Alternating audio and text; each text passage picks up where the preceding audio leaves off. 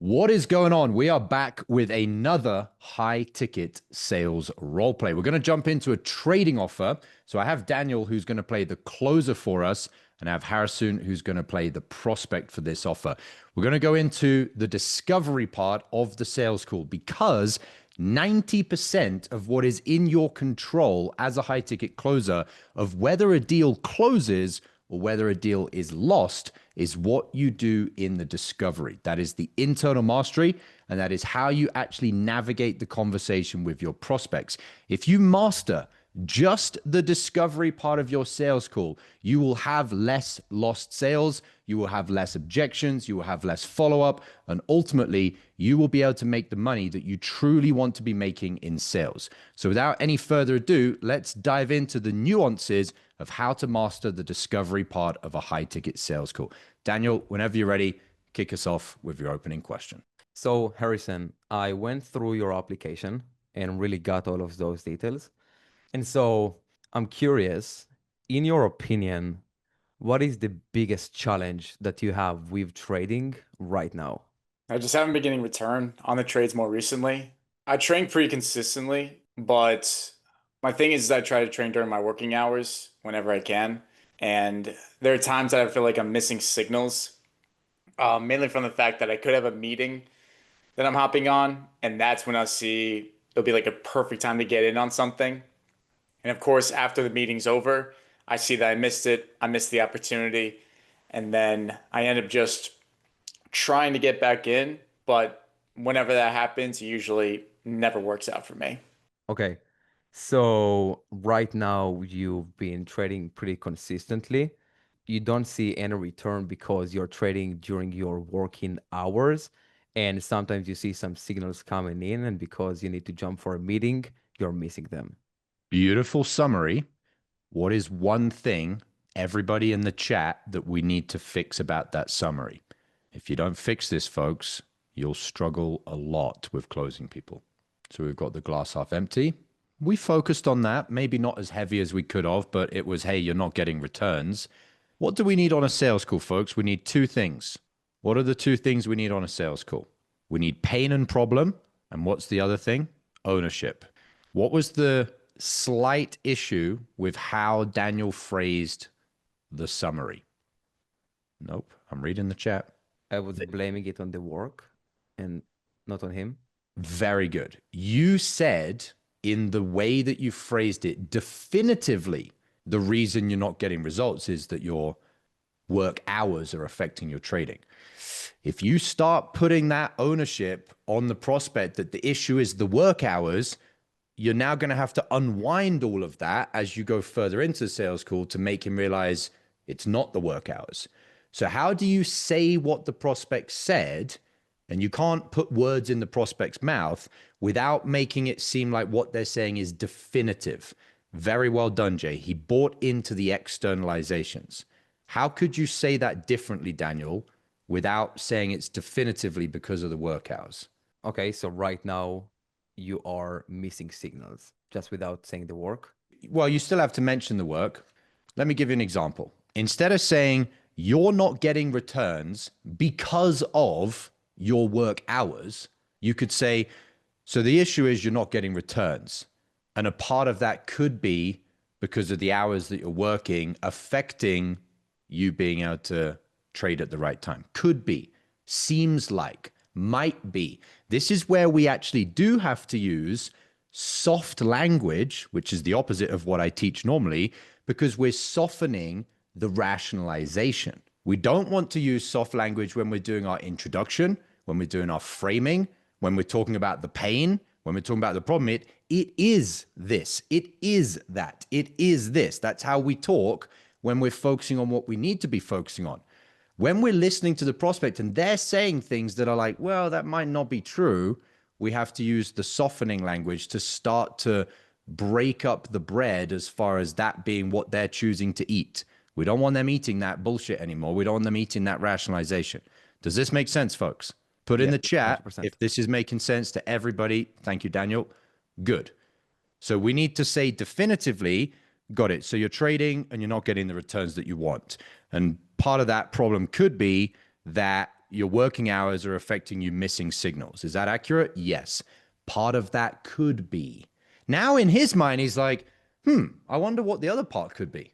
You're subconsciously implanting this into the prospect as opposed to having to unwind all of the burying the prospect in their own bullshit, saying you're not getting returns and the reason for that is your working hours. Now he's going to say, yes, that's exactly correct. And he's going to put his feet in the ground and say, that's 100% the issue. Well, you're not going to sell anybody if that's the issue. Also, it wouldn't be the issue. Otherwise, he wouldn't be on a fucking sales call unless he's just quit his job recently. He wouldn't be on a sales call to try and fix it if he really thought that was the issue. All right. Good stuff with the summary, picking everything up, just change the wording a little bit. So I would redo the summary and then roll into your next question. Okay. So Harrison, right now you're not seeing return, and that could potentially be given the fact that you're missing signals on your working hours. Yeah, that's correct. Let me just pause you. That was spot on. Can everybody see and feel the difference in what that did to the sales call? Whereas before, we're just siding with the prospect. We're kind of, it's not quite buddy-buddy, but we're kind of saying, oh, yeah, I agree with you. Well, you're not on the call to agree with your prospects, guys. You're on the call to get them to the truth. All right, good stuff, Daniel. Keep going. Perfect. So, Harrison, what is your trading life been looking like over the last week? That was not a good question. Why was that not a good question? Not contextual or based on what he told me. What do you mean by not contextual? It's like I didn't contextualize it by saying like, okay, so you're going to your job, I don't know, like during the week. So what is your trading life been looking like over the last week? Okay, so you're saying that you're not contextualizing it to which piece of information you're digging into. That's also true. If you read the chat, everyone's on the right line. What do you mean by trading life? Like, what does that mean? Does that mean what t-shirt does he wear when he's trading? Does he wear one that says I love trading?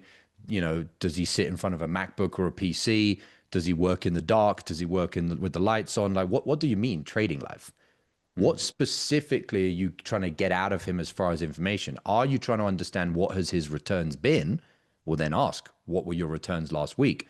Or when you're saying trading life, which I think by the sound of it is more what you were meaning, are you meaning in the last week, how many hours trading did you do? And when did you do that trading? And where did you do that trading? And how did it go? Well, then you're going to have to break that down into 4 or 5 different questions. Okay. So, okay. You have to ask specifically what you want. Okay. So Harrison, you mentioned that right now you have no returns. So over the last week, did you get any returns at all? Don't ask a yes or no question. Did you? What were your returns? Make the prospect have to think, what were my returns? Don't just give them an answer where they can say yes or no. But that was better as far as the direction of the call. Keep going. Okay. So Harrison, over the last week, what has been your returns? I think it's last 2 weeks. It's been about, honestly, I'm down around $1,000 the last 2 weeks. Last 2 weeks? Mm-hmm. Okay. So $2,000 over the last 2 weeks. And then over the last month, what has been your returns? The last month total, this month I'm down 1,000 total. I started off up 1,000, but then lost $2,000 the last 2 weeks.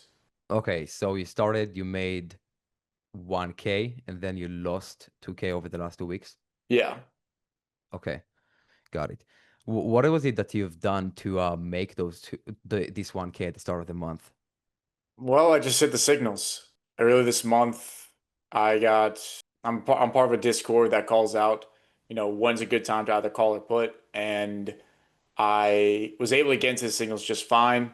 Didn't really focus on any huge returns, just took consistent cash, just aimed for about 20, 25%. Even some days though, just taking like 10, 15%. And it just was just consistent with that. So I ended up being up around $1,000 across the first 2 weeks on there. Okay, so you were part of this Discord group with like all of the signals. So you made 1K at the start of the month. What stopped you from keep making money from the signals from that group?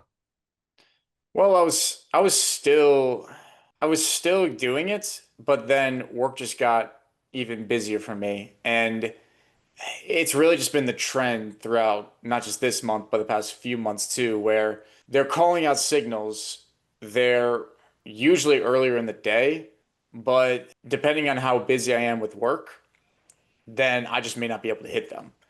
And so I don't think it's necessarily they're calling out bad signals. People are making returns on them.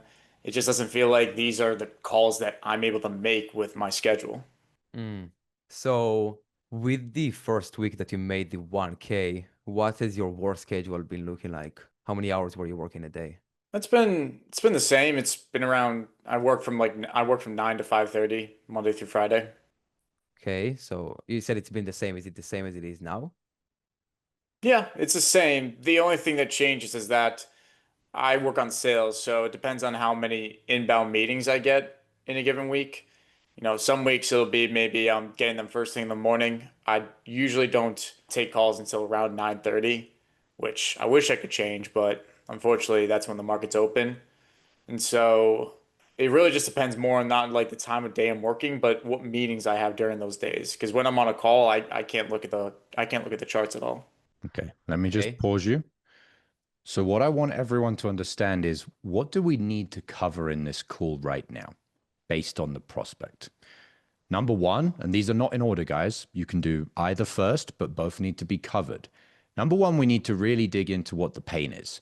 The pain of him not making consistent returns in trading. Why does that even matter? Does he want to get out of his job? Does he want to buy something with the trading returns? Why does it matter?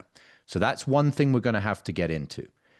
The other thing we're going to have to get into is where are we going where is the prospect going in terms of how they're going to trade if they think the issue is the working hours, which is what Daniel is starting to dig into is, okay, well, has your hours changed? No, they're the same. So then what we're really wondering is, well, where's this guy going to go in terms of his trading?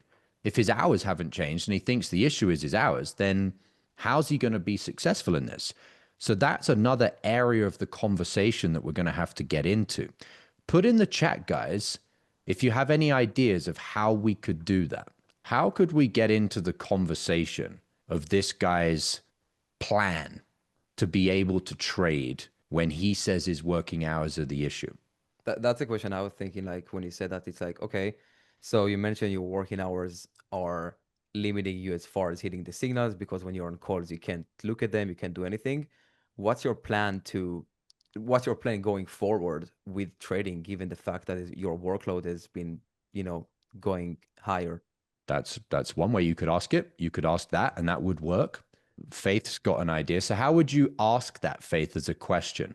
Now, the more experience you get in sales, guys, the more direct you can be in the question. When I give you the example that I'm going to give you, you'll be like, fuck, that just gets straight to the chase. But put in the chat, guys, how you could have asked this. Daniel's already given one example. What's your plan then? Is this if this method of trading is not working for you, what do you think would? Yeah, you could ask that. What else, guys? I don't want to just have a conversation with Daniel and Faith. What are you going to be able to do to trade and get the signals similar to as far as a plan? Do you know, okay, George, do you know any other ways to trade? How are you planning to be successful in trading with your car? I like Alex's the best so far. Okay, got it. So you mentioned that your hours could be affecting you being able to trade on the signals and therefore you're getting inconsistent and very limited results. How then are you planning to be successful in trading with your current work schedule? I like that. That's very good. Well done, Alex. Martin, perfect. That's the same as what's your plan? If your schedule is in the way, how are you going to solve this? Jesus, how do you think you could be successfully trading with your schedule? Those all work, guys. You want to see how to just get right to the point and not waste time? Hey, okay, Harrison. So you mentioned your schedule could be the reason that you're having inconsistent and very limited results. Do you know any traders that have a work schedule similar to yours that are getting the results that you want? Yeah, actually, a buddy of mine who works at the same company, he's in the same Discord, and he's making profits every single week on there. So I mean, I've seen him do it, so I know it's possible. So, what do you think is different to him getting the results that you want versus you? I think it's really his schedule. I think he works the same hours, but the big thing is like when we take meetings, and he doesn't take meetings until 10 usually, which for us the call outs are usually at 9:30 as soon as market opens. So I Okay, think well that let's go back then. I mean, someone that does have the same availability as far as hours to you. hmm. Do you think there's anyone out there that has the same availability as you as far as when they can trade and when they can't, that has got the results that you want? I mean, yeah, I'd say so. I Okay. think, yeah, I think it's, if I'm thinking about who that is, it's more of just, I think those are people that are making more long-term trades. Like they're not just trading for just in and out. They're going Okay. for more swing trades of some kind. Okay. So a different strategy. Hmm. Any other ways that there are people out there that are getting the results that you want with the same schedule? Notice, guys, I'm making the prospect do the work. I'm not doing anything. I'm just saying, well, you fucking figure it out. I think like, no, they could theoretically, I know I focus so much during the morning, but I could still take trades maybe midday or at the end of the day, which I know people do. I haven't done that though, just because that's not when the call outs really are. And I know that requires more chart reading, which I don't feel like I've got the time for. Makes total sense. So it sounds like, as far as you becoming successful as a trader, and correct me if I'm wrong, it sounds like you have two options. Option one is you change your work schedule and you maintain following the current call outs and the current signals, and therefore you'd have more consistency. Or option two is you need to learn a different style of trading whilst maintaining your current schedule. Which one of those is more preferable? Learning a different style. I don't have I don't have much control over my schedule in terms Okay. of meetings I take. And if anything, I'm in sales, so I want to keep meetings open so that way I can still be making, still be bringing in commission in the job that I am in right now. So I'd say the second one. Okay. I actually missed an option. So let's just go back. Option three is you could just not trade. I don't want to not trade. Okay. So between the option of not trying to make money with trading, changing your schedule to be more consistent and successful with your current strategy, or learning a completely new strategy that would allow you to trade successfully in the middle or the end of the days, that third option sounds like that's the most preferable. Yeah. Okay. That's it, guys. The belief is broken. The belief of it's my time, it's now an excuse, I'm now not going to buy at the end of the call, that's now obliterated. That's all you have to do, guys. You see it and you think, well, that's a belief because he said something that, whilst it may be true in his current reality, there's probably other people that don't have that reality. I'm going to make the prospect explain that to me. Now we've got to get into two things, which is much further into the pain. Otherwise, he's not going to buy. And based on the way I handled the belief, which is how scriptless selling all works together, it's now opened up another line of conversation. What is that line of conversation that we've now all of a sudden got some information on, but we need more information? What is it, guys? I started handling What? the belief, and he mentioned something which I hadn't asked him about it, but he just happened to mention it whilst we were handling the belief. What did he mention? The Nope, friend? nope, nope. Guys, oof, can't be missing this. He mentioned, I'm in sales and I'm making commissions. Okay, well, how much commissions did you make last month? Why not just double down on sales? He's just opened that doorway for me because he mentioned what he does as a job. Notice how, because scriptless selling is all tied together, all the different things that you need to go to. What would I, if I'd have just laid out for you on a piece of paper, guys, what we would have needed to know about this guy? I would have needed to know his current job. I would have needed to know why he doesn't just double down on his current job, which is the same as why did you get into trading and why are you trying to make money in trading? I would have needed to know his beliefs as far as what he thinks could make a successful trader. Oh, you have to be able to trade at these hours. Well, if that's your belief, then, and you can't do that, then you're not going to buy anything.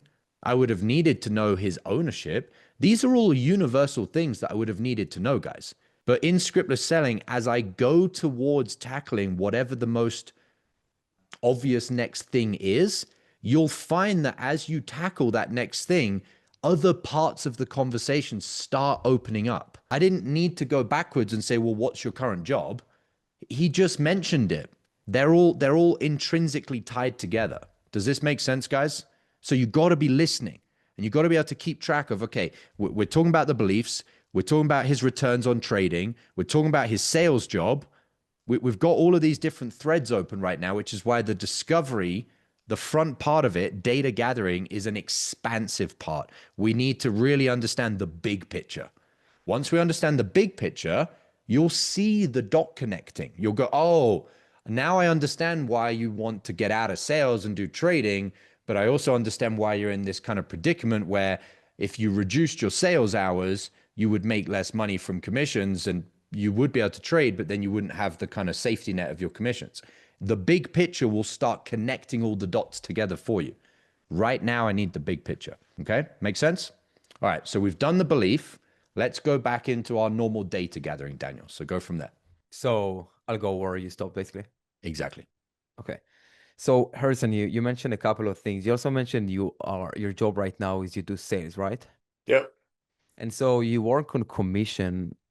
Why don't you just put more hours into that and make more money with that? I feel like I've kept Very good. Very good. I've trained on this. I think it was on Wednesday. It will work what you just did. It's not going to kill the call, but you're not here to be average as a salesperson. You're here to be the best. A better way to get that information would be to ask historical information. Okay, so you're in sales, you're making commissions. When did you get into trading? Oh, that was 6 months ago. Okay, why? Why did you get into trading? We'll get the information more based on facts of the decisions he's already made and the reasons that led to those decisions, as opposed to the hypothetical, why did you get into, why do you want to make money in trading versus doubling down on your commissions? He'll probably tell you a similar reason, but it's backed up in a lot more reality when it's like, well, you made this decision 6 months ago. You've told me why you made the decision. It's been now 6 months and you haven't accomplished whatever you wanted to accomplish by making that decision. It's all going to start knitting together a lot more solidly if you do it that way. Okay. What you did would have worked. It's not going to kill the call, but this is just a more advanced way to do it. All right. So try that. Perfect. So Harrison, you mentioned you do sales. How long have you been doing sales for?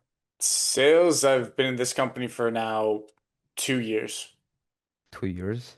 And when was it that you started with trading? I've always invested in stocks, but trading, I'd say about 4 months ago. 4 months ago. Okay. What happened 4 months ago that made you want to get into trading? Notice how this is just so much more based on curiosity, guys. It doesn't sound like you're trying to sell him. Well, why not just do more, make more money in commissions? You're trying to understand what this person's life has been. Okay, so you're a salesperson.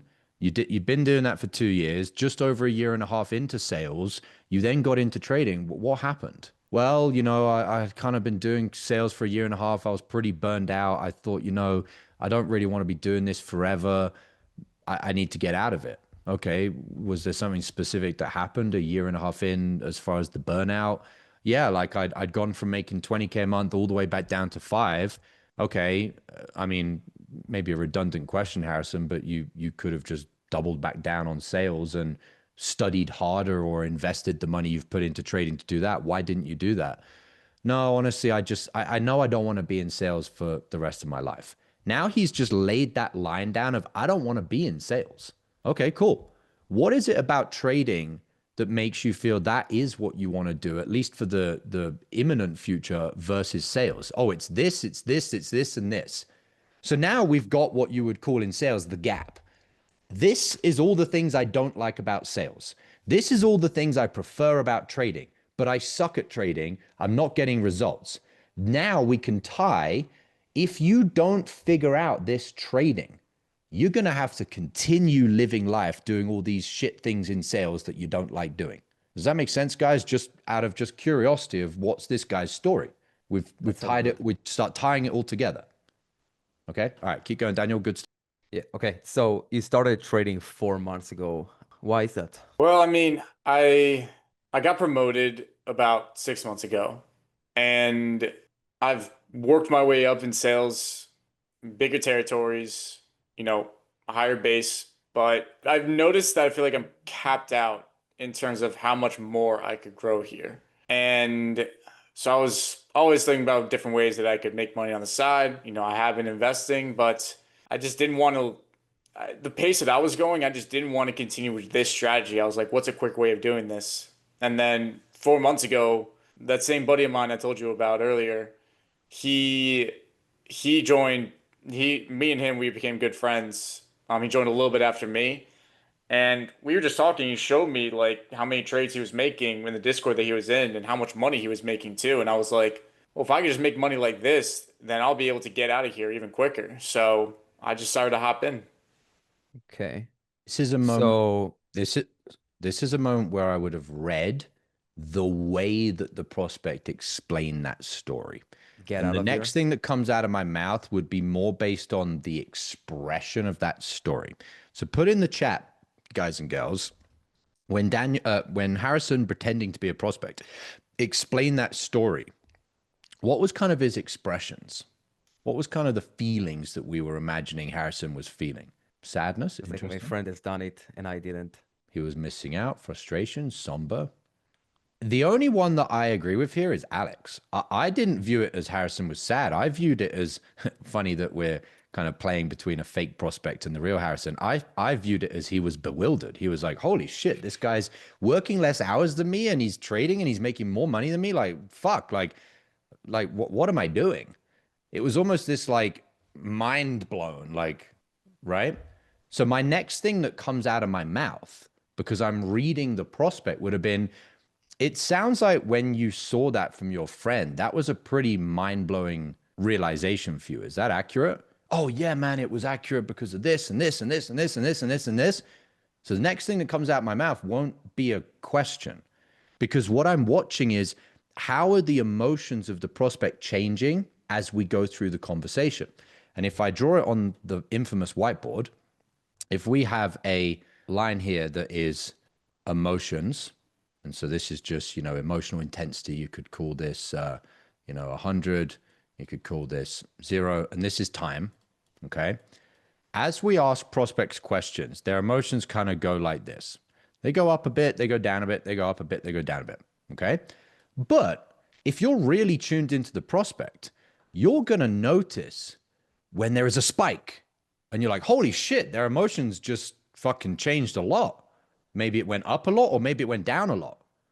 And whenever you notice this massive spike, the very next thing that should come out of your mouth is why? Why, when we were talking about that or when you were talking about that, did you have this reaction? Does that make sense, guys? We're not just gathering the pieces of information on the sales call. One of the pieces of information is this piece of information.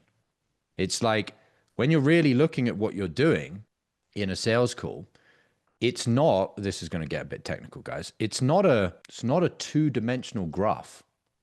It's a three-dimensional graph where you're like, oh shit, we've not only gathered data, their emotions just went off in this direction.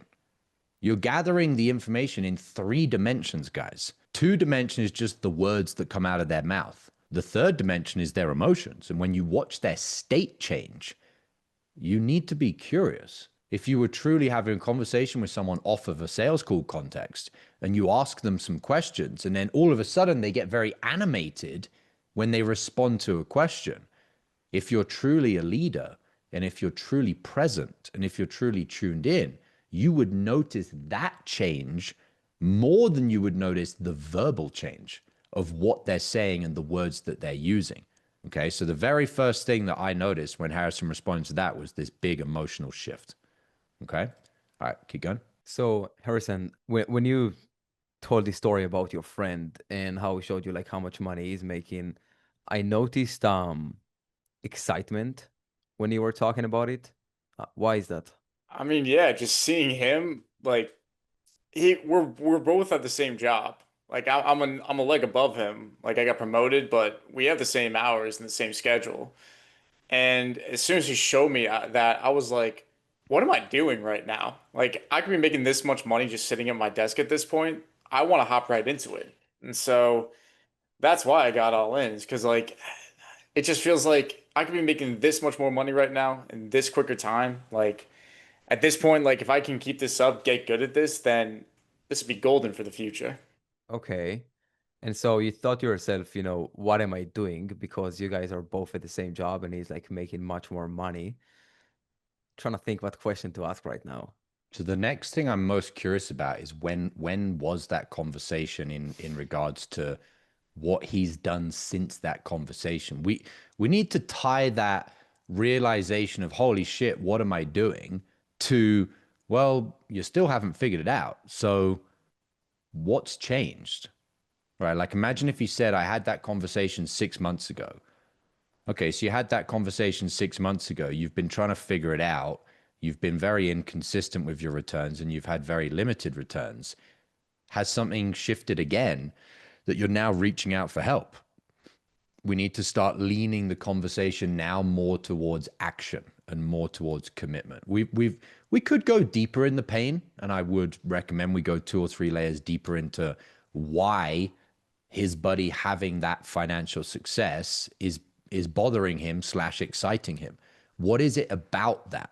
We need him to say, oh, it's because, I saw he bought a fucking Ferrari, or, he mentioned to me, or like what the prospect would probably say if it was a real conversation was, him and I, the friend that's making money in trading, still do the same job.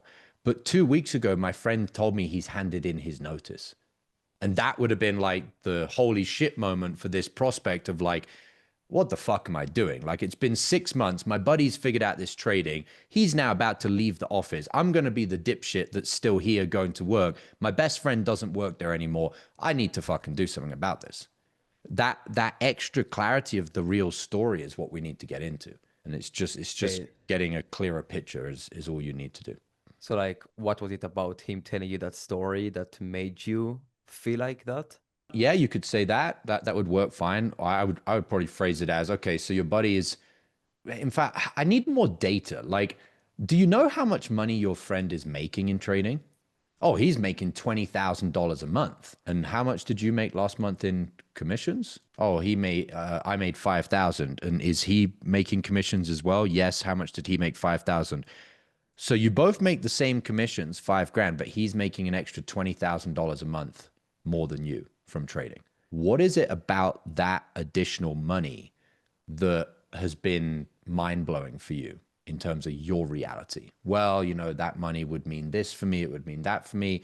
I don't like my house. I don't like my car. I don't like this. Dig it deeper into the pain of why that money even matters in his personal reality. It's probably enough as far as pain. The guy hasn't been lying to us. He hasn't been rationalizing that much. He said a little bit at the start of the call. It's a time thing, but we bled that out pretty quick. You don't need to like bury someone in pain if they're being this type of prospect. He doesn't want to be in his job. His buddy's making 20 grand more than him. He knows that trading is the way to do it. He just hasn't figured out trading. He started lying, saying it was the hours of the job. We've got him to admit it's not that because his buddy's working the same job, or there's other people that are working the same job, taking the same sales calls that have made money in trading. So we're starting to piece everything together pretty quickly. Okay. All right. So go from wherever you want to go from. Yeah. So Harrison, when your friend came to you and told you the story, you were like, what am I doing? How much did he make from trading that month? You can ask that. You might get a bit of a dead end. I would say, do you know? Do you Okay. know how much he was making, or do you know how much he made last month trading? It's just a Yeah. little bit more curious as opposed to how much. It's like, well, it might sound a little bit forceful to say it like that. Okay. Keep going. So Harrison, do you know how much he made from trading last month? I I don't know about last month.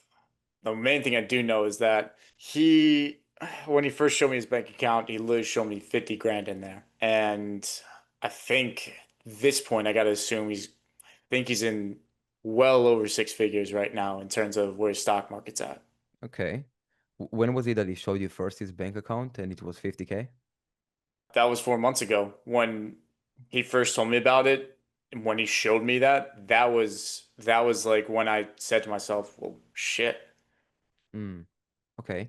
So over the last 4 months, you assume he grew the account from 50K to 6 figures. Well, not assume. I've seen. I mean, yeah, assume. I've seen his returns, what he usually gets on trades, and It started off where each day he was making around, I want to say it was small. It was like it would be like $50 to $100. But now in the most recent 2 months, on a daily basis, he's making somewhere between 1,000, 2,000, even some cases like 5 grand on a monthly basis. And I also know that on top of that, when he makes it from those trades, he's just reinvested them back into the stock market. So that's why I'm thinking he's probably made even more than just the trades at that point. He's distributed it to the point where I think he's grown exponentially. Okay. So at first you've seen he's making like 50 to 100 a day, but over the last 2 months you've seen him getting days where he's getting returns of like 1K, 2K, 5K. Is that correct? Yeah. Okay. And he's in the same job as you are, right? Hmm. And you guys do sales? Yeah. Okay. And so last month, how much did you personally make in commissions from sales? Last month was around 4 grand. So you made 4 grand in commission. Do you know how much roughly he's making with sales right now per month? Probably around the same. I don't know his exact pay, but we are able to see how many sales he's gotten, and I know our commission structure. He's gotten a little less than me at this point. So commission wise, he's probably making even less actually, because he's probably making more like maybe like three grand, maybe 3,500. Okay. So he's making anywhere from 3K to 3,500. But on top of that, he has days where he's making like close to 5K. Yeah. Okay. And so what I'm curious is, One thing I would do to just really like point it out to him is I would get my little calculator out and I go, so he made $5,000 in commissions, $5,000 divided by 30 days. So you're making $160 a day and your friend is having $5,000 days. yeah. Now the guy's going to feel like shit. Yeah. That's Let me do just a that. little advanced thing I would have stuck in there. Okay, got it. So 5,000 divided by 30 days. So you're making $160 a day, and your friend that has got trading working for him is making $5,000 a day some days. Is that accurate? Yes. When you hear the difference in how much he's making per day versus you, how does that make you feel? Why does it make you feel that way? Well, because, life's short, time's precious. Okay, so let me ask you, what do you think you need to, and then another thing I would do is I would then take those two numbers. So I'd say 5,000 divided by 166.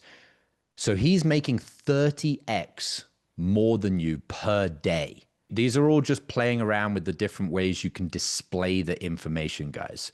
5,000 versus 166 or a 30x. So what do you, and then I would contextualize it into my next question. So what do you think you need to 30x your daily income? Well, I need training, I need mentorship, I need a coach. Okay. You've been trying to figure this out for the last 4 months. Why now? Oh man, I'm just sick and tired of trying to figure it out, my buddy. And then you know what happens? The prospect then starts using your language. He'll then say, you know what, I've been trying to figure this out and I'm pissed off that my buddy is making 30x more than me a day. They'll start saying what you just said.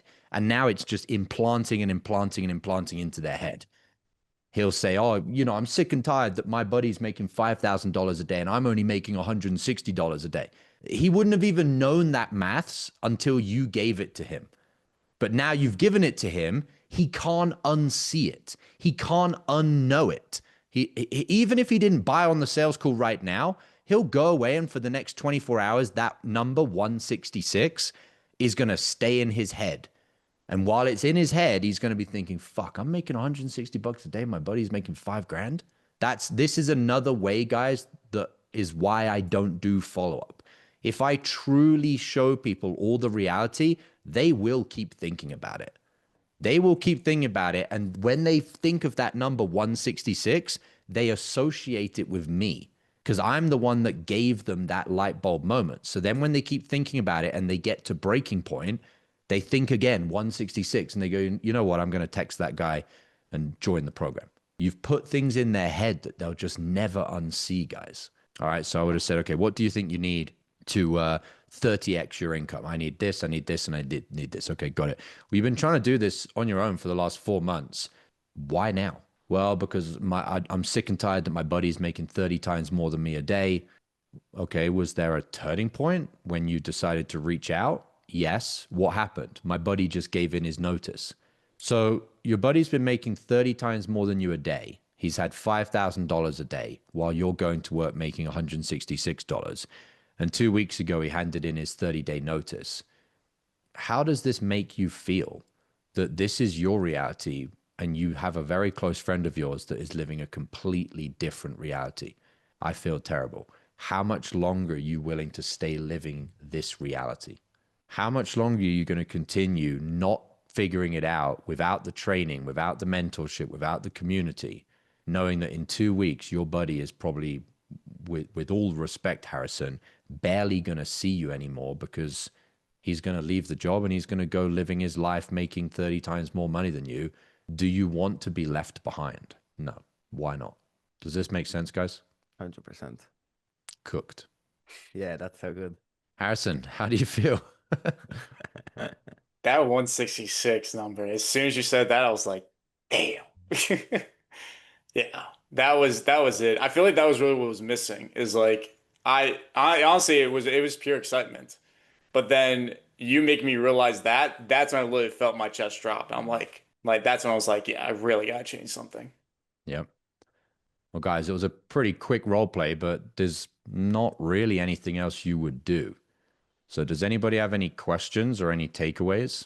It's just I mean the biggest thing for me is thinking through things, like planning the steps ahead, right? So it's like I'm not just thinking about my next question. I'm thinking like, how can I piece together this prospect's like life story into this conversation and really get all of the details of like why that happened, why this has shift, and like why now, and all of those things. And I'm just excited to make so much more money because I'm like, I'm missing so many things right now, and this is such like a life bulb moment for me to see like what else I can pick up on. And like every prospect now is literally gonna be cooked. It's like, dude, you're right. Love it. So yeah. It's a really important point, guys.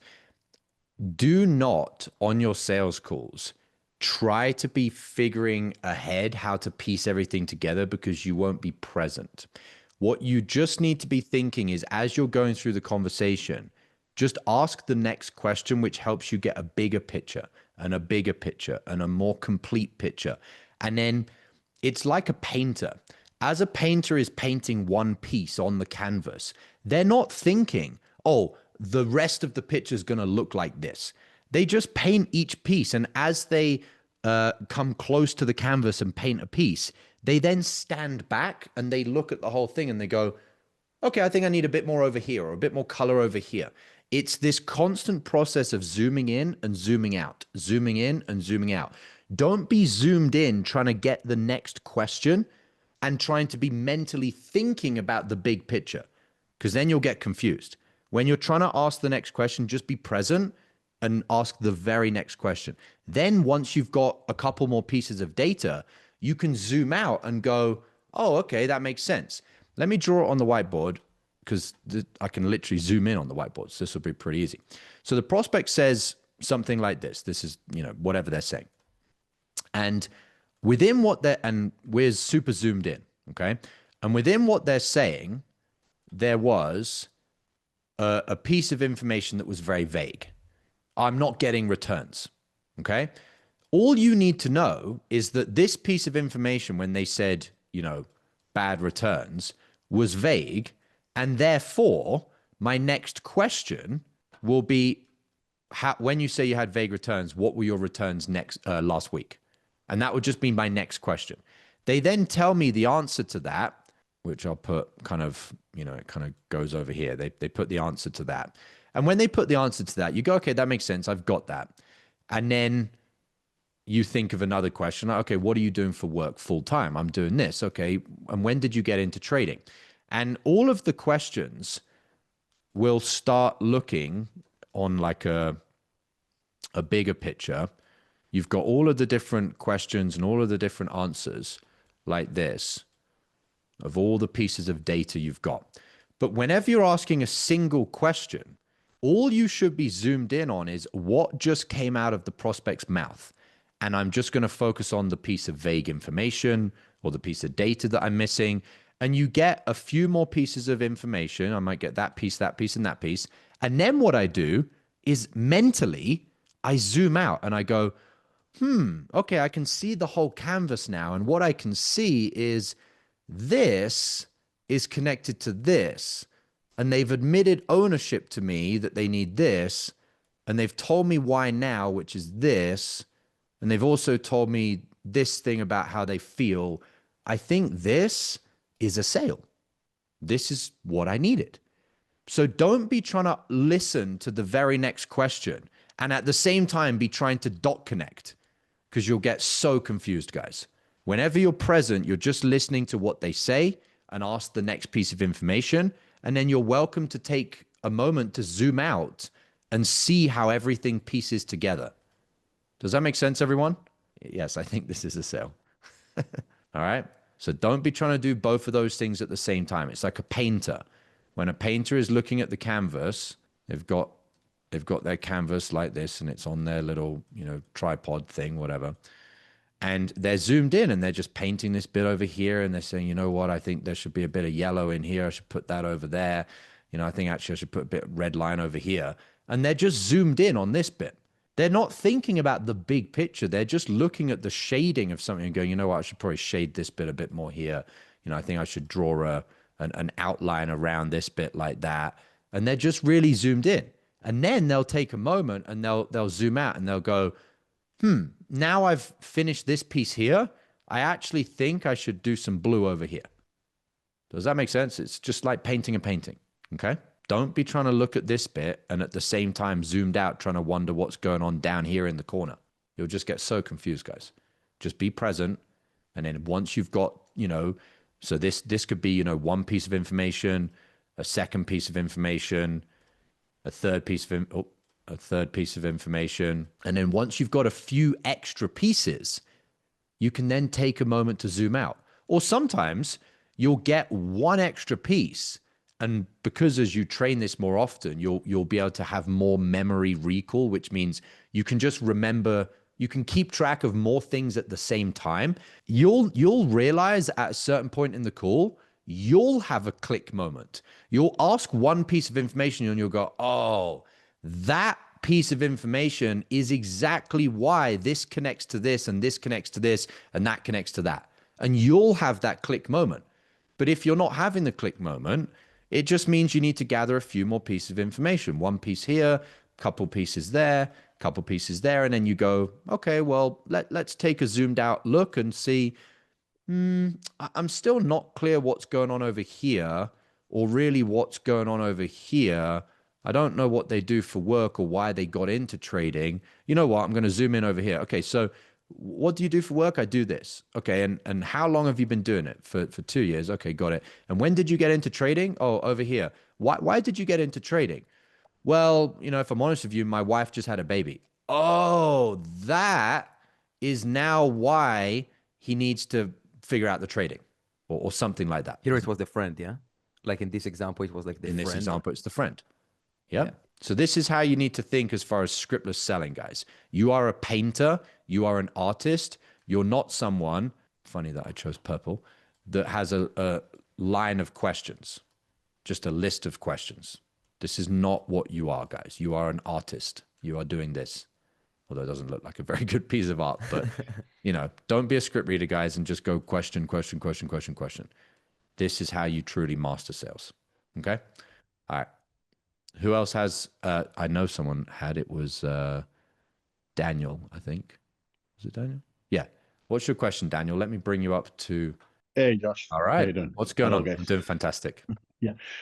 Awesome. Well, I actually have two questions now because of your last explanation. So the first question, the original question was when you made numbers about the 5K days, and contrasted that to the 166 daily.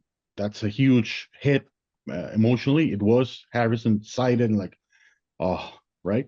But I also remember from the other trainings that when you have big gaps like that, like 1-2 day 5K days and sometimes he said 5K days.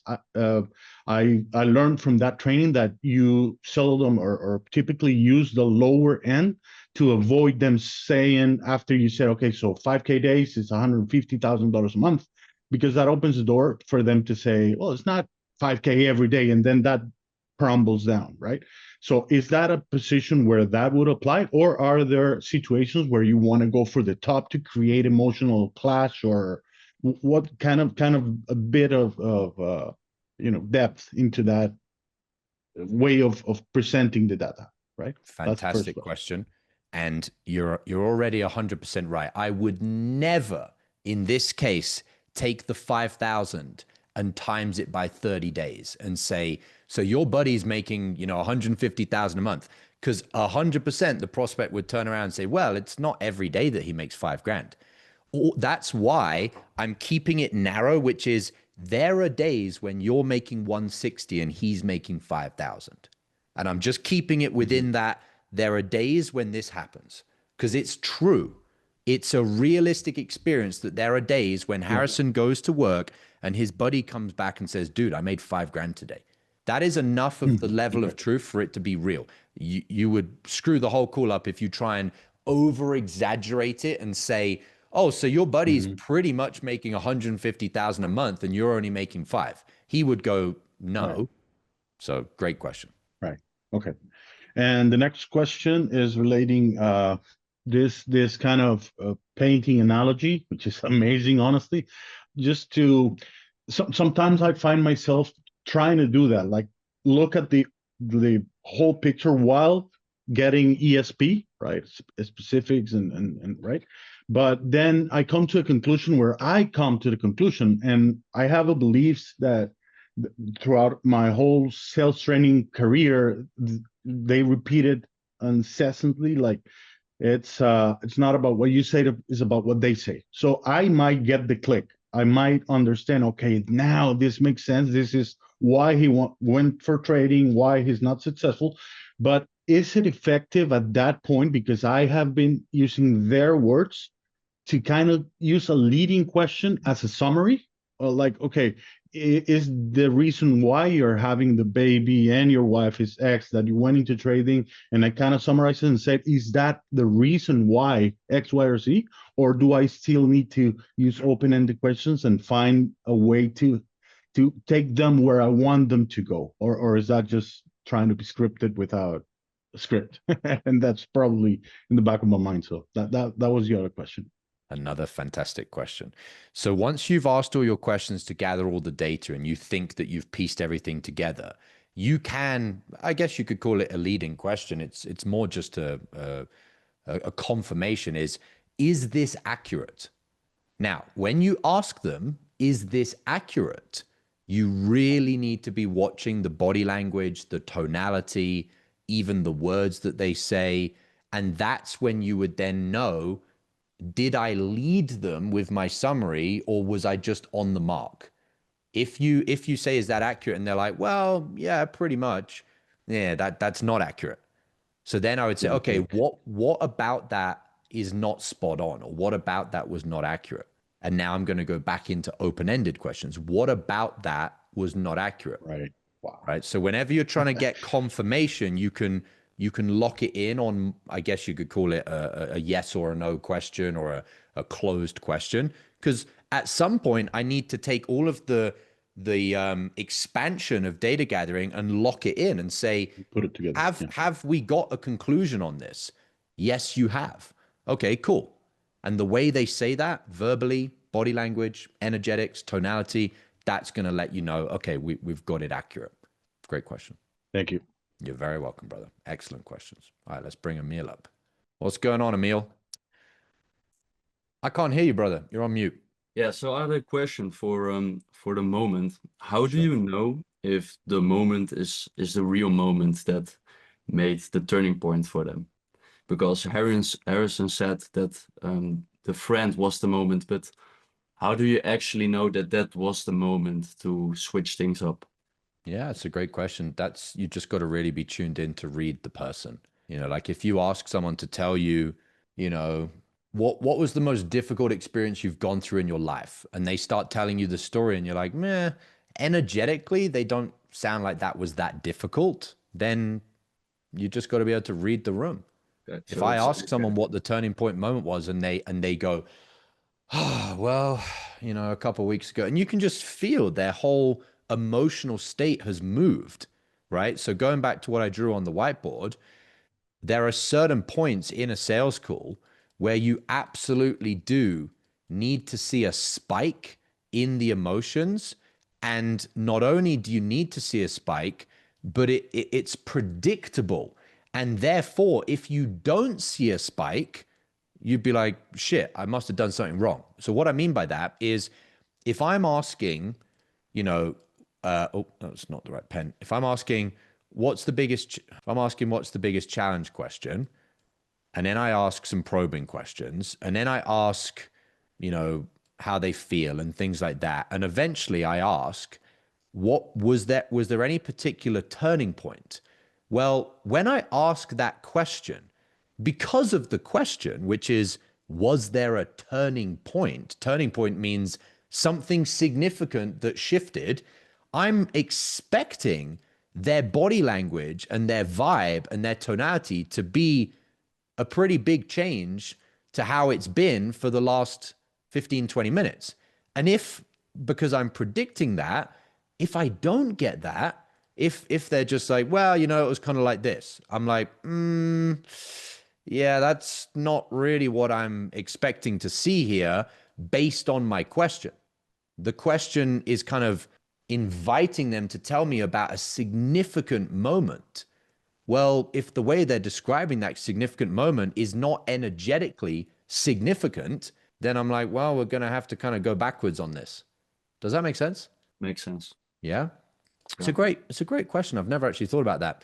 There are certain questions, I guess this is kind of talking about leading as well, but not leading in the sense of yes or no question or trying to guide them in how they respond to the question. But there's a sense of it being leading in terms of when I'm asking what the biggest challenge is, or, how do you mean by that? Or, when did that happen? I really have no idea the expectation of energetically how the prospect is going to be responding. It could be a big deal. It could be not a big deal. What's the biggest challenge you're having in trading right now? Oh, sometimes it's a little bit up and down. Maybe it's not a big deal. Or they could say, oh my God, it's so bad. My life is on the line. I put 100 grand into trading. I don't have a job. That was all my money. It could be wildly varying in the degree of intensity on a lot of the questions that you ask on a sales call. But there are a handful of questions. How do you feel? Why now? What was the turning point? How much longer? Where I am expecting there to be an emotional spike. So it's kind of leading in terms of, I kind of know what I'm looking for as far as the outcome of some of these questions. And if I don't get this outcome, well, I've kind of wasted these questions. They didn't get me the result that I was looking for. Why didn't they get you the result that you're looking for? Because you didn't do the right things in this part. If you've got to the right pain and you've dug deeper on the right pain and you've got all the data, then when you whip out your powerful, emotionally charged questions, you should be like, oh, yep, I got the spike that I needed. It's almost predictable when you ask these questions, so long as you've aimed at the right target. Does that make sense, guys? Yep. Okay, great question. Excellent question. All right. I think I saw some. So Kendra had a question. Did you have any more questions, Emil? No, Excellent. that was it. All right, good stuff. All right, let's bring up Kendra. Hey, Kendra. Hello. How are you guys? Doing fantastic. Thank you for asking. So my question is, and it's kind of a scattered question, so I'll try to narrow it in. But so I guess the problem that I'm coming across is my calls go long. And so is this just like a result of not having like direct enough questions? Or I guess like part of it, I feel like I'm trying to collect so much data that I get into like it just kind of goes on forever. Like how do you know when you've collected enough data to be able, like, I don't know. Does that make sense? Yeah, it does. Have you seen the training when I draw the seesaw? Have you seen that? Yeah, that was, I think, the one that I was on, actually. Good. So you know or you should know you've got, I mean, nobody has a crystal ball. All you know is the probability. Is the probability when the seesaw is stacked that this person is going to close? It's just, I mean, you've kind of got to take some of your own beliefs. If you're like, well, this person's child is having this issues, it's affecting the parents, it's affecting their income, it's affecting their health. Would I give $5,000 for this? When you kind of think that you've got enough clarity that the consequence that they're going to continue paying to not pay you for your offer is a bad deal, then you've got enough. That's as far as the pain. That doesn't mean you've got the ownership. The ownership is them admitting there is a solution. We haven't committed to it. We haven't invested in it. We haven't really focused on it. It's our fault that we've continued with this problem. That's the ownership side. But as far as have you gone deep enough, it's just when you're looking at your price point plus the time they have to put in, plus doing something they've never done before, which is scary for a lot of people, getting out their comfort zone. And you look at all of those things that they need to trade for the result that you're inviting them to, and you think this would be a no-brainer. If it's a no-brainer, then you've gone deep enough. Now, how do you get to being able to get that point quicker? The number one thing is going through your calls and going through the transcripts and seeing the points where you asked a question and you got a really powerful piece of data that moved the conversation forward, and vice versa, looking at your call reviews or your game tape and your transcripts and saying, this question didn't really do anything in this sales call. Now, that doesn't mean that you're going to start putting together a list of good questions and a list of bad questions, because it's contextual. This question may have not moved the conversation forward with this prospect, but that question may have moved the call forward with this prospect. So you're not going through the transcript and going, oh, this was a good question, this was a bad question. This was a good question, this is a bad question. You're going, in this context, this question didn't do anything for me, or this question did do something for me.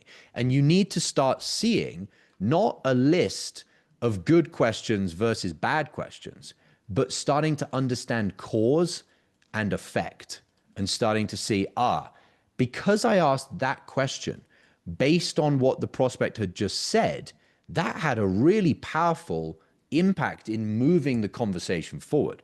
And the more you start to comprehend why this had this effect, you'll then start to know intuitively on the next calls, the prospect just started saying this stuff based on this thing that they said here.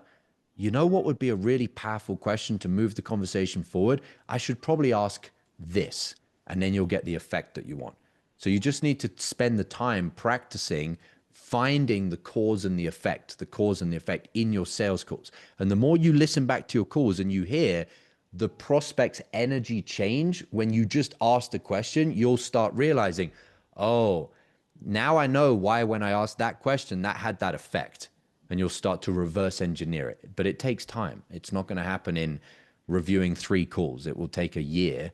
But you do this for a year, and like a lot of you guys say on these calls, I'm able to listen to a call when we do call reviews, and within the first 30 seconds, I'll have a crystal ball and tell you what's going to go on at the rest of the call.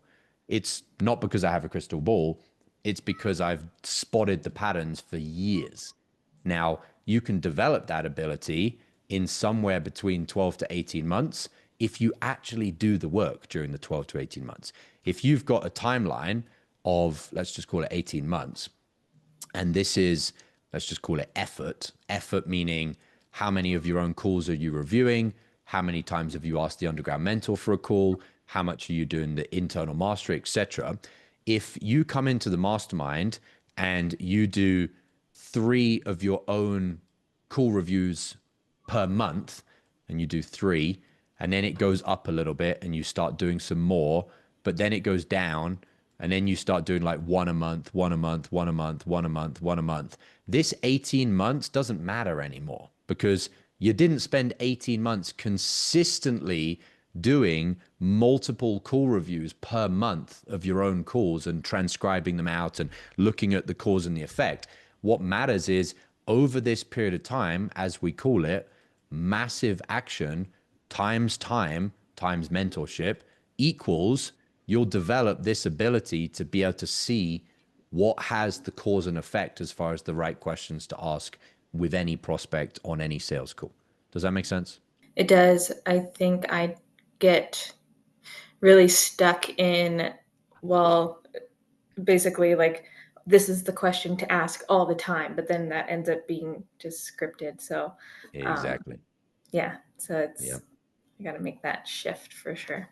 Okay. Yeah. There is no question that I would ask on every call. I mean, principally, I know that I need to know a why now. I know that I need to know a turning point. I know that I need to know why the prospect thinks they have this issue. But as far as what the problem is, there's no cookie cutter questions because everybody's problem is slightly different. The way it's affecting them is slightly different. The data around it is different, right? Yeah. Okay, Cool. good stuff. Anybody else have questions, guys? The chat has been going for a little bit longer. So if you've got another question in the attendees, you can raise your hand and then I'll just be able to see that your hand's raised. So if you've got a question, there we go, Jesus and Martin.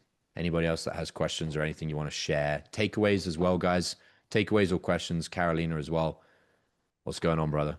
Hey, what's up, Josh? Mike, I started reading the book It's Never Crowded Along the Extra Mile. Such a good book.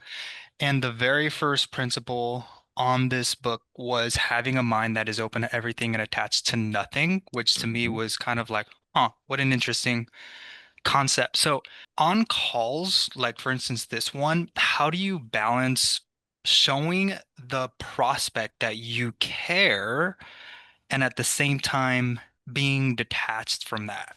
Can you say it again in a different way? Yeah, sure. So for instance, on this call, how do you carry a conversation in a manner to where you're digging for information, right, without appearing to be attached to what the prospect is getting at, or what the prospect is saying, so that it's almost like the prospect, even though he's being asked or she is being asked a ton of questions, feels that you are not attached to what the prospect is saying. Does that make sense? Pretty much. I think you're overthinking it a little bit because people can truly feel your intention. If your intention is just to be focused on the process of understanding their life, I really don't care if their life is aligned with my offer and therefore they buy, or their current life situation is not aligned. I genuinely don't care. Now, because I'm a salesperson, my belief is it probably will be because it's inbound sales. And so therefore it probably is a fit, but I'm not attached to it being a fit. I'm just going to gather data and gather data and gather data. It's kind of like if you go into a doctor's office, does the doctor care about accurately diagnosing you? Of course they do. But do they care about you personally if you decide to not action the recommendations that they give you? No, they're like, well, it's your life, you're the one that's going to die. So there's like that fine line between they are going to run you through their diagnosis and their questions and take your blood pressure and get you to step on the scales and do all of the exams that they need to do. And they're attached to doing the process. But if at the end of all of that, the doctor hands them a diagnosis and says, you need to take these 2 pills, you need to stop smoking, you need to start exercising, and the prospect, client, patient says, I'm not going to do that, the doctor's detached. They're like, okay, well, nothing more I can do about it. I've run my diagnosis, I've given you my recommendations, and you do with it what you will. So that's the line between attachment and detachment. They're attached to doing their process, but they're not attached to, they're not going to go home. I mean, a good doctor should not go home that night and have it weighing on their mind, because if they do that, they're actually going to show up as a worse doctor to the next patients the next day.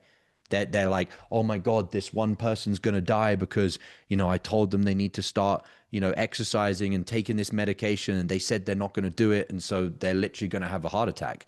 if the doctor was that like invested in caring too much about the patients, they're not going to be a good doctor. They need to be able to detach and say, it's their life, it's their choice. I've done my job, but tomorrow I'm going to turn up to my work with a clear mind. And I'm just going to show up doing my job as far as the process. Does that make sense? Yeah, totally. Yeah, I can yeah, that answers my question. That was really good. You seem like surprised by that, or?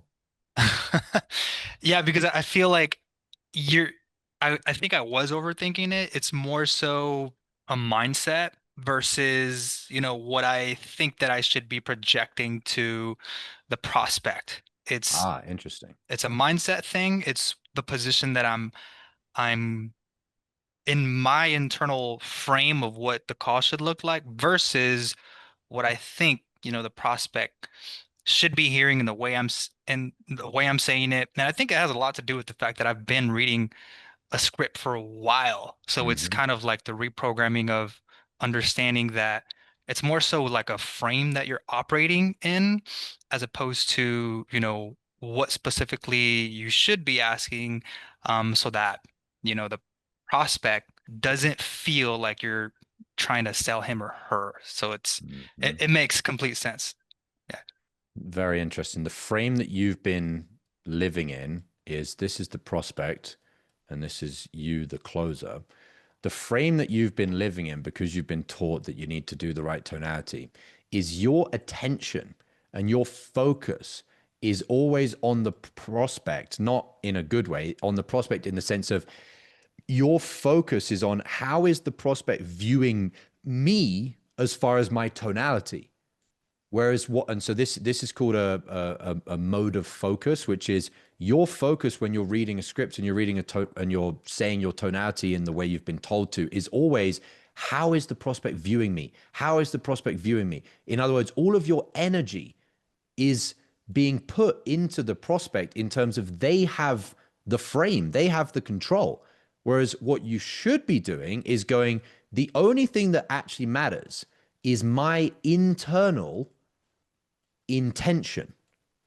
If my internal intention is genuine, I really don't give a shit how the prospect views me.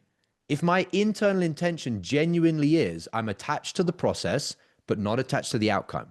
I'm attached to telling the prospect the truth, whether they like me or whether they don't like me. This is where your focus needs to be. What can you do that is in your control? Whereas the way you've been taught in sales is, I need to focus on how the prospect is viewing me. Well, the irony is you can't fucking control how the prospect views you. You can try manipulating it by saying things in a certain tonality, curious tone, or, whatever the fucking other tones are that you get taught. It's like, you can try and manipulate how they view you, but they can still view you however they want to view you. What you should be focused on is the only thing that matters is my intention. If I just focus on my intention, whatever happens, a mind that's open to everything but attached to nothing. However the prospect wants to view me, that's entirely their choice. And the more you detach from this like obsession of you're so bothered about how other people view you, the more you detach from being so worried about, does the prospect like my tonality? What do they think about my tonality? Do they think my tonality is genuine? Do they think my tonality is not genuine? It's so neurotic. It's so obsessive about, fucking trying to manipulate the prospect. It's like, the only thing you should care about is, I'm a good person. I'm trying to help the prospect. Their life is their life. They can do whatever the fuck they want to do. Does that make sense? Yeah, completely. Good. All right. Great question. All right, let's bring up Martin. We've got 3 more questions, guys. So if you haven't got your hand up already, don't put your hand up now. There we go. Hey there. Can you hear me? I can hear you. What's going on, brother? Perfect. Thank you, Jesus, for that last question. That was really good. That helped me as well. My question was just, I sell business as e-commerce. I'm finding that I have kind of like 2 prospects on the calls. One is like people mainly over 30, longer in life, been in the market for job market, having kids, Like it seems like they have a bigger pain point compared to the other group where they are younger, start 20s. It seems like they don't, or at least I'm not able to find it, so it might just be a belief of mine. Like they don't really have that pain point. It's more of a dream of theirs. Like they don't have the same of wanting to be with their kids or stuck in their 9 to 5 job for 10 years in a row. Where the younger ones are more like it's way more goal focused than them.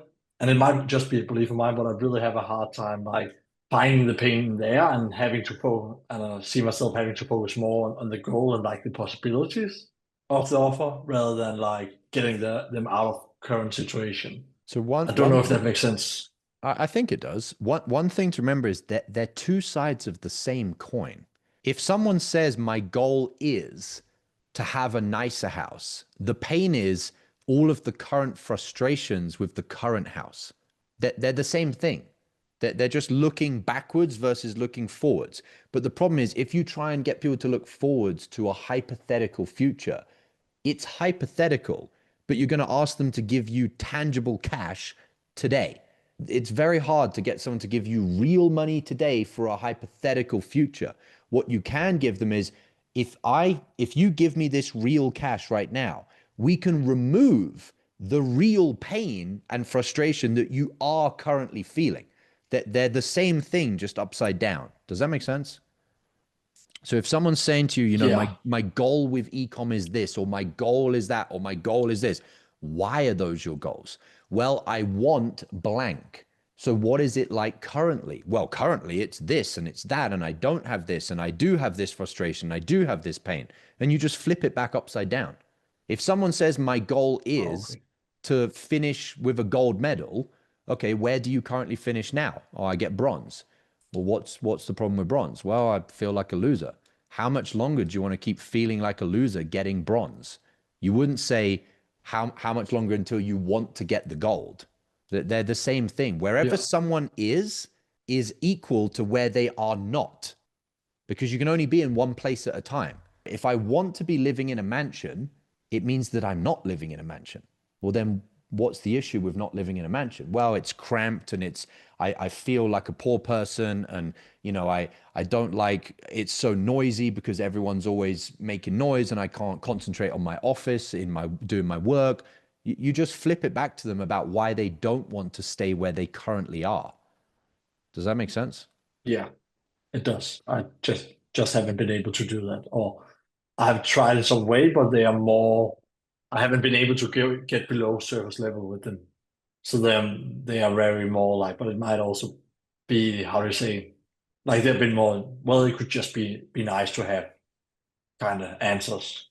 Well, if someone keeps saying that to you and you've been trying and trying to dig deeper, you then have to show them the reality that you've said that this has been a nice to have thing for the last 3 years.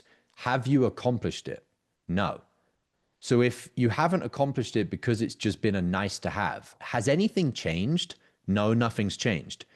Well, if nothing's changed and it hasn't been accomplished thus far, how do you think you're going to accomplish it with the same level of motivation and commitment that you've had for the last 3 years? And you just put it back on the prospect. You show them that they've been following this pattern and this has been the result of that pattern. If nothing has changed in the foundation of the pattern, the result of the pattern is going to be exactly the same. So you have to be willing to be detached from the sale and make them see, well, yeah, like, or you could say to them, do you think part of the problem in regards to why you haven't accomplished this has been that it's just been a nice to have? Well, I guess so. Why do you say that? Well, I guess, if it hasn't been a priority, I wouldn't have focused on it, right? And what has been the result of that? Well, I haven't accomplished it.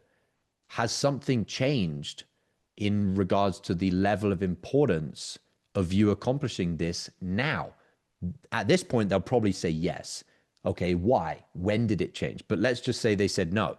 Okay, well, if you've just accepted or understood that a big part of the reason this hasn't been accomplished has been the lack of need for it to be accomplished, Anybody that we would consider bringing into this program, we would only bring them into the program if they have a very high likelihood of getting the result that they want. And as you've just said, the likelihood of you getting the result that you want with a very low level of need is basically zero. And so unless there was something that changed, we wouldn't bring you into this program, because we don't bring people into this program that have a high likelihood of not getting results. Does that make sense? Now, they're in a position on the back foot where they're going to have to explain to you why their commitment is higher than they've just been telling you it was for the last 10 minutes. Does that make sense? Yeah, it does. It's I need to understanding watch the replay, but it makes sense. Yeah, watch the replay a few times. It will go on YouTube Yeah. in the next week. It's understanding what you need principally in sales, which is they need to have a high level of need, or they're not going to buy and they're not going to be successful. You try and uncover that need. But if, as you're trying to excavate the need and you're trying to uncover it, you're like, it just isn't there, then you're detached and you let them know. If you don't have a high likelihood of need, which is the same as you've had for the last 4 years, and you haven't accomplished this for the last 4 years, if nothing changes, nothing changes. We are not looking to enroll people into this program that have a high likelihood of failure. And based on your track record of not having a high need and failing to accomplish this, you have a very high likelihood to continue to fail at accomplishing this goal unless your need has changed. Does that make sense? Yes. So where do you want to go from here? And they'll say, well, you're right, maybe. Or they'll say, well, they'll say, you're right, therefore I'm not going to do it. Or they'll say, you know what, you're right, I need to make this a higher need. Well, you don't need to do anything and you haven't done anything. So did something shift? And now you need to get them to keep selling you again and again and again, because they've just had a pretty monumental mindset shift. You better tie that down with multiple tie downs. Does that make sense, Martin? We'll train more on it over the weeks. We'll do more training on Wednesday. Appreciate that. But yeah, it makes very good sense. Thanks for that. You're very welcome. All right, let's bring up Carolina. What's up, Carolina? Hey. So I have super short question. Like if you have a prospect that is super logical and they just give you dry answers, like I just want to make more money, then you keep asking why, like what that would change for you, and they say, oh, just want to travel, and like, super not engaged answers, short and dry, only about money. Well, I mean, there's nothing wrong with something only being about money. It's how do they currently feel to not have the money to do those things? So if someone says, just to travel a bit more, okay, when did you last go on vacation? How was that vacation? Oh, it was 2 years ago and we went in a budget hotel. Okay, so you haven't been on a vacation in the last 2 years. Has something shifted that's no longer the way you're willing to live? Yes. What shifted? We're just going deeper and deeper into the layers. There's nothing wrong with someone saying that the reason they want to do something is money. It's why do they want to do the thing? How do they feel to not have been doing the thing? What shifted that now they need, if they say they do, to do the thing? You just have to keep stacking those questions on top of each other. Does that make sense? But what if we give them these questions and they just keep answering with super short and detached way, where it's not like... Give me an example of something they... Yeah, you ask them where you want to travel. They're like, oh, pretty much everywhere. And you give more questions like why that's important for you. And they're just like, I always want it. It's fine. It's cool. Like, I just want to travel. Like, give me what you have. This type of person. Well, the first thing I saw that you may have done wrong, although I know you're just giving a generic example, is it's not where do they want to go traveling in the future, because that's future pacing. It's where have they not been able to travel that they've wanted to go traveling to. It's what are they currently missing out on, not what do they want to get access to. So I would phrase it more as, okay, has there been somewhere that you've wanted to travel to recently that you didn't get to travel to because of money? Yes. Where was it? Why did you want to go there? How did it, when you were wanting to go there, how far did you get into the process of planning that trip? Oh, well, we didn't even do a Google search for a hotel booking. Why? Because we're too poor. How does that make you feel? How did that make you feel to want to go to that place and not be able to go there? So you go backwards into what their current experiences have been of not being able to travel versus the future experiences of if they could travel. Because then if you go into the future, people will give you, oh, you know, I just like traveling, or it would be nice. Anytime someone says it would be, it's hypothetical. That's what would means. It would be, it could be, it should be. They're all hypotheticals. You need someone to tell you it is. My current reality is I haven't been traveling. Where have you wanted to go? Well, I've wanted to go here and here and here. Why did you want to go to those places? Well, to see family, to do this once in a lifetime experience. Why do you want to do the once in a lifetime experience? Well, you know, because, and then they'll start telling you more and more reasons. So try going the other direction rather than for the future. Try that for the next couple of weeks and then let me know where you get to. Okay, got it. Thank you. You're very welcome. All right. We've got Daniel and Alejandro. No more hands up, guys. Daniel, you're coming up. All right. All right. So it's a takeaway. It's a takeaway. Okay, excellent. Based on the thing that you said before, it's very tied up to being process focused, because I feel like it already sank in not to be using leading questions, but I just had that realization right now that it doesn't matter if you're not using leading questions, but still have a leading intention. So you're trying to get them somewhere. And even though not using leading questions, the intention is the same, and that comes across. That comes across in the kinds of questions, the timing of the questions, even the tonality. And that's why I think new salespeople, or I used to be taught how to use tonality because the intention needed to be disguised. And that completely clicked right now. So I just wrote down a few things, and this is my takeaway. Open-ended intention is what really needs to be there, because it's going to allow you to not use leading questions from the core. So process focus, being curious, and when thing clicks for me, it will click for them too, because it will click from the same conversation. So it's basically I'm feeling it now, like the being curious, what it does, it ties us together on the call. 100%. And whatever comes across, data gathering, specifics and everything will lead us from curiosity to the same aha moments, right? Of me. And that's why now your last comment or response to my question of how do I or should I summarize and ask and then say, is that accurate? Is just to make sure that I really was tied up to them on the conversation. And by the time I get a click and get on, okay, this is why, this is how, they will too. And that also takes me down to last week before this, when I was saying one of the beliefs that I have is that I need to over-explain things to people.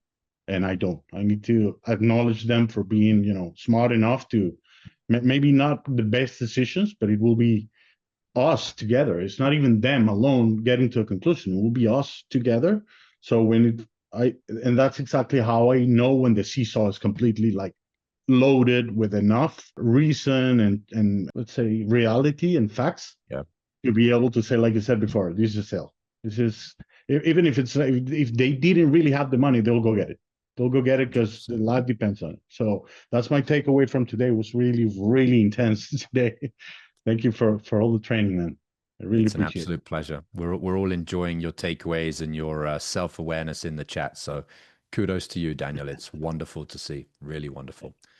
All right. We have the last question or takeaway from Alejandro. Hey, Josh. This is a question. So you just mentioned something very specific in regards to, what shifted question. I understand by the understanding I have from all of the things and the trainings we have gone over, that's usually best to leave towards the end of the data gathering phase, getting the impact, because now it also create like the moment. That being said, you were covering an example with, I forget the name of the lady, where you did it pretty early. The question is, was that just to cover like the general structure and just cover it quickly, or would you sometimes ask, the what shifted question early on the call?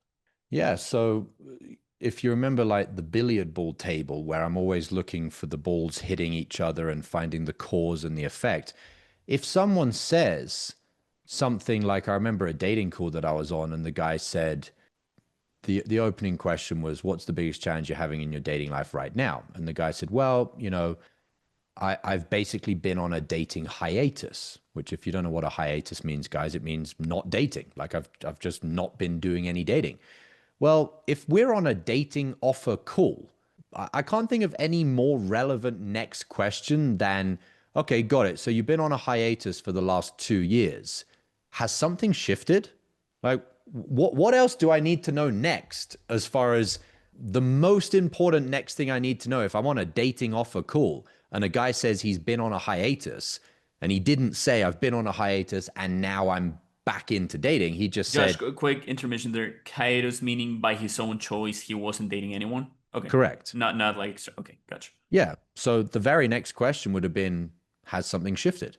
Oh, yes, this shifted. Because as far as the most important foundation to this prospect's current reality, what's going on right now, I need to know, has something shifted from the hiatus? Oh, yeah, now such and such happened and I'm back into dating. So in that context, that would have been my first question after the opening question.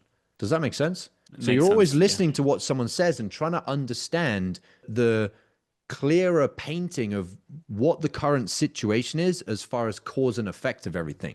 I've been on a dating hiatus. So now in my mind, I'm thinking, guy's on a dating call and he's on a dating hiatus. Well, I don't really understand that. And you're always trying to understand. That's why it's curiosity. And if you're trying to understand, the very next thing you would be trying to understand is, well, what about now? What about now? What shifted? They're basically, in this context, they're the same question. They're leading to the same piece of information, which is what's going on right now. I mean, really, I could have asked for the same piece of data in 3 different ways. I could have said, what's going on right now? What shifted? How about now? I mean, they're all the same thing. I just want to know, what is the current reality right now?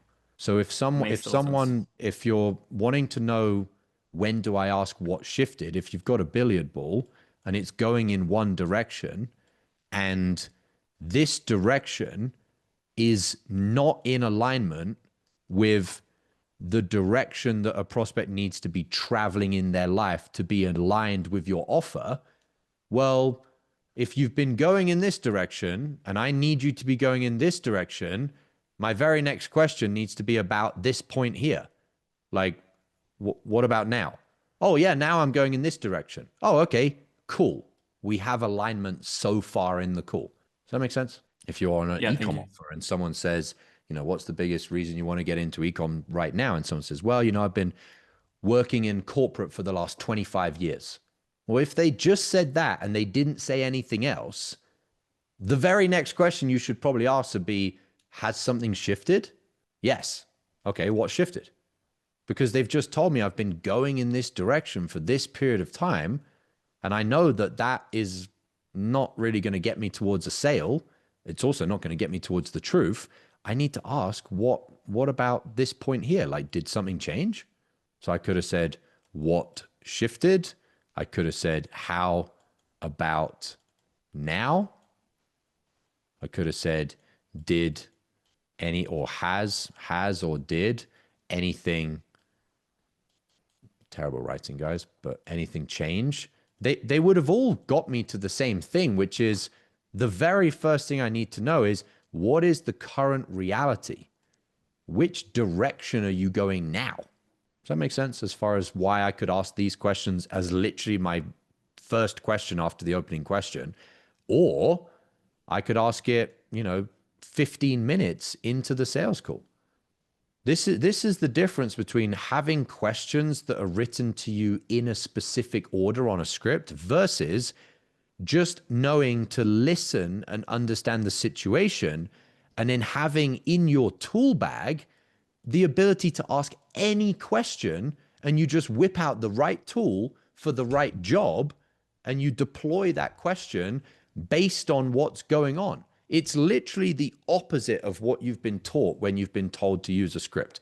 This question first, this question second, this question third, you know, the what shifted question, that's question 20. And by the way, you should only ask that question once you're 15 minutes in. Oh, and by the way, this is your tonality that you need to ask that question with. It's like, are you serious? Like, how the hell are you telling me that this is the most optimal way to be a master salesman? Obviously not. The optimal way is I find out what's going on. I get more information about what's going on. I get more information about what's going on. And at any point when I need more information, I have a tool bag with questions in it. And I can just ask any of my different questions and deploy them wherever I need to. And which, you know, do I use a hammer?